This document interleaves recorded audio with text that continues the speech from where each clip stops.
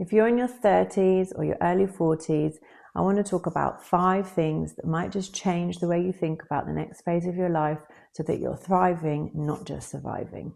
Hi, I'm Nina. I'm a GP. I've been a doctor for 15 years. I have an interest in women's health and longevity medicine. And this year I turned 40.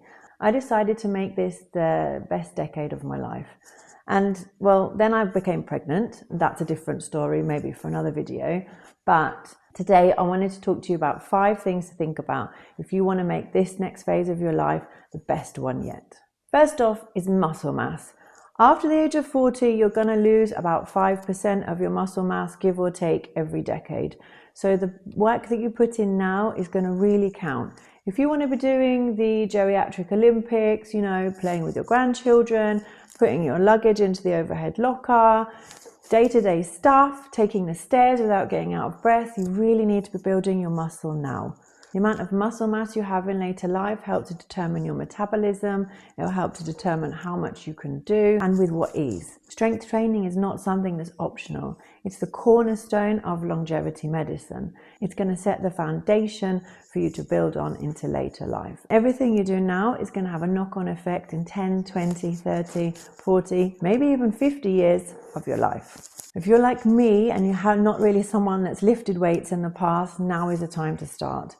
I don't actually think that I'm too bad in terms of my muscle mass. I do a lot of yoga, I do a lot of Pilates, and I generally try to take care of myself, but this is definitely something that I'm going to be building on as I come out of my pregnancy and I take into my recovery, because strength training is so important for us. Even if you've never lifted weights before, if you don't really like going to the gym, there are ways to do it. We can talk about this in another video, but the key message is muscle mass matters.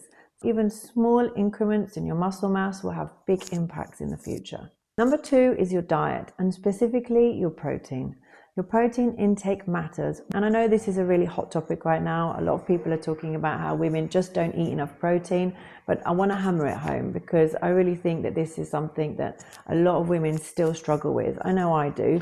I don't eat a lot of meat because honestly, I just feel better not eating so much meat.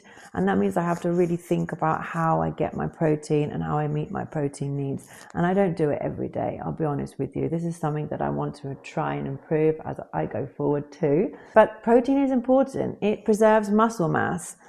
It supports your metabolism. It's going to help you feel satisfied for longer. And that's important, especially if, like me, you're also prone to diabetes and that has you reaching for the snacks. Those high protein meals are going to help to prevent that. As you age, if you're not hitting enough protein, you're going to be losing muscle. That means that protein intake alongside adequate exercise, strength training exercise, weightlifting, weight-bearing exercise, they go hand in hand as part of the longevity bundle. Honestly, I think this is one of the reasons so many women report to me that they see improvements in their skin and their well-being when they start taking collagen, even though there's not a lot of good evidence for collagen. It's probably because of the increased protein intake. Bone density. Bone density matters much more than the number on the scale. Your bone density is going to peak in your earlier life, maybe your late 20s, early 30s, and then from there it slowly declines. After menopause, you lose up to 20% of your bone density. This can lead to things like osteoporosis, but osteoporosis is not inevitable. You can fight it now with weight-bearing exercise, strength training, adequate protein intake, vitamin D, calcium. All of these things are like your insurance policy against osteoporosis and that hip fracture in later life. And then there's brain health. As we live longer and hopefully better, the likelihood of dementia is going to increase too. And this is something that I think already affects a lot of people, and we all have an idea of dementia. It's touched a lot of us, but it's something that's not inevitable.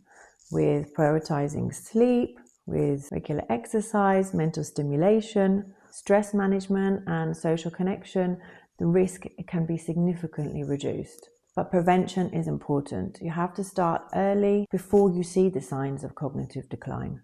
And lifestyle changes are really effective at this stage of life.